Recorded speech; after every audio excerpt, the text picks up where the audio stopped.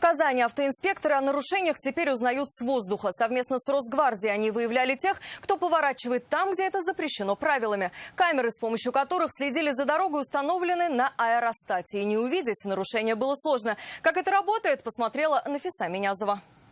Вот он, тот самый перекресток, на который сегодня направлен взор силовиков. Здесь поворачивать налево категорически запрещено. Однако очень часто водители пренебрегают этим правилом, что порой приводит к дорожно-транспортным происшествиям. На проспекте Победы повороты налево запрещены. Перекресток с улицы Ломжинская не исключение. Причин было несколько. Стоящие на поворот автомобили сильно снижали скорость всего потока, что приводило к большим пробкам и не лучшим образом сказывалось на безопасности.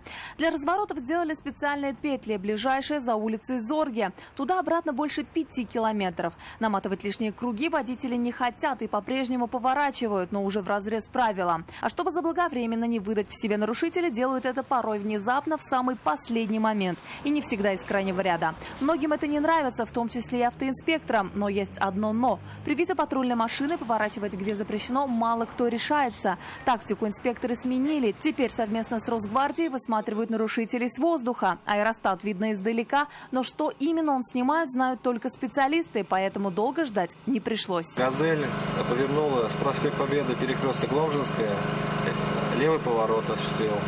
«Газель», белая кабина, белый фургон. Автоинспекторы информацию получили, водителя тут же остановили, однако даже посмотрев видеодоказательства своего нарушения, он соглашаться с ним не стал. Я не знаю, ехал просто, за что остановили даже. Вы ничего не нарушали? Не, ничего не нарушал. Таких же несогласных было много. Один из водителей вовсе считал, что так выявлять нарушения незаконно. А как он может фиксировать? Там разрешения нет никакого. Там даже марку автомобиля нельзя разглядеть. Однако качество съемки с камеры аэростата позволяет все это увидеть и зафиксировать. 35-кратный зум, обзор 360 градусов, дальность до 5 километров. Непосредственно номер автомобиля можно рассмотреть с 7 сотен метров. Готовится поворачивать.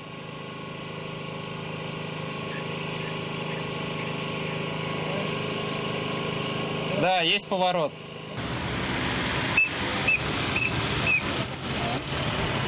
А этот молодой человек одним маневром сдал автоинспекторам целый букет нарушений. Кроме поворота, где запрещено, пассажир не был пристегнут ремнем безопасности. И машина была очень сильно тонирована, в том числе и лобовое стекло. Отрицать свою вину он не стал. Для того, чтобы неправильно повернули, я так понимаю, да? Ну да, может быть. Всего за 5 часов совместного рейда выявили 58 любителей нарушать правила дорожного движения. 40 из них за игнорирование знака «Движение только прямо». 13 водителей не пропустили пешеходов. Были и другие нарушения. Однако силовики утверждают, их цель не оштрафовать, а больше предупредить, чтобы люди меньше нарушали и берегли себя от последствий пренебрежения правилами дорожного движения.